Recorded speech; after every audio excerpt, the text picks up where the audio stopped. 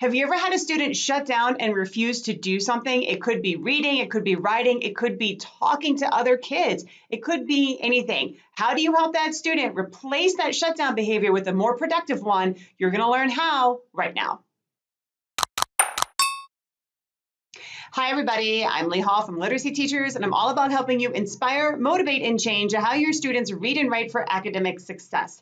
Today, we're going to be hearing from Erin Silcox, who's going to be telling you about the concept of replacement behaviors. And replacement behaviors are those behaviors that are going to allow students to be successful. We're going to get rid of some less desirable, unproductive behaviors where students might shut down and be refusing to participate, and replace them with more positive, supportive, and empowering ones. And how do we do that? That's what Erin's going to tell you right now. So I'll talk about a case example of problem behavior and how we replaced it. I worked with a student who I'm going to call Joey. His problem behavior was very predictable. Joey would shut down or put his head down or walk out of the classroom the moment we asked him to work with either a partner or in a group. So to describe our process, the first thing I did with Joey was I met with him one-on-one and had a conversation with him totally removed from any incident. So I tried not to have this be like, okay, Joey, come talk to me. You got in trouble with the teacher. I had it more like just, hey, Joey, can you come chat? And I tried to do this a lot with my students, sort of sneak in positive conversations with them frequently so that I could remove the feeling of anxiety anytime I would ask them to come talk to me. I tried to have a lot of conversations that were very innocent. So with Joey, to start working with him on his replacement behaviors, I sat him down and just started him with some small talk. And I said, how's it going? What's up with you? What have you been doing? How was dinner? What did you have for lunch?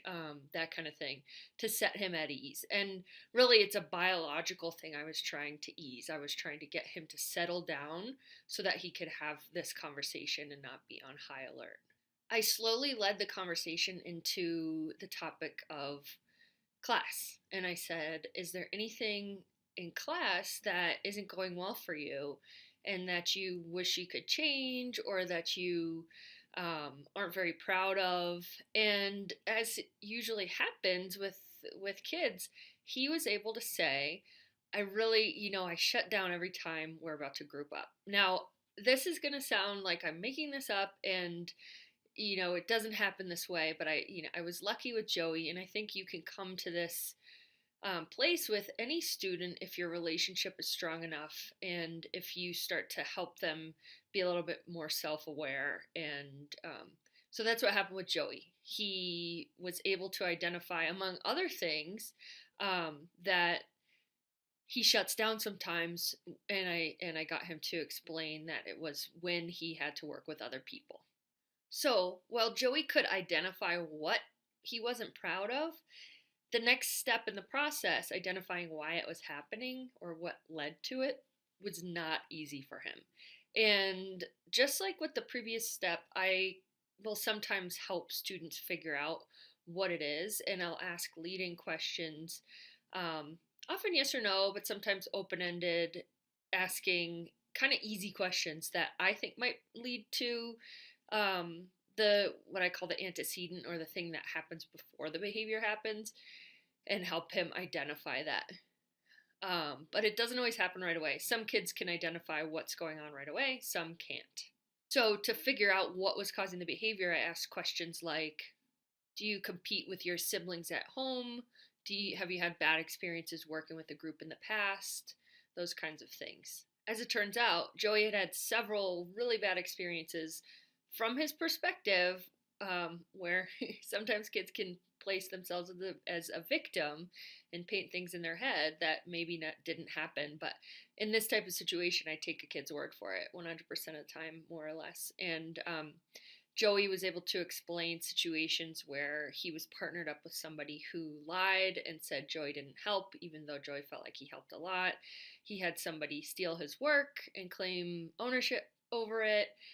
He's had situations where kids just made fun of him. So he kind of is a victim in a sense. He sort of is a kid who tends to get bullied easily and has a hard time being assertive. So learning what caused the behavior, which was that he had really bad experiences with groups, working with groups, helped us to then go toward kind of the last couple of steps, which were identifying what he can do differently that he has control over that can make his situation more pleasant and so that he doesn't keep getting himself in trouble.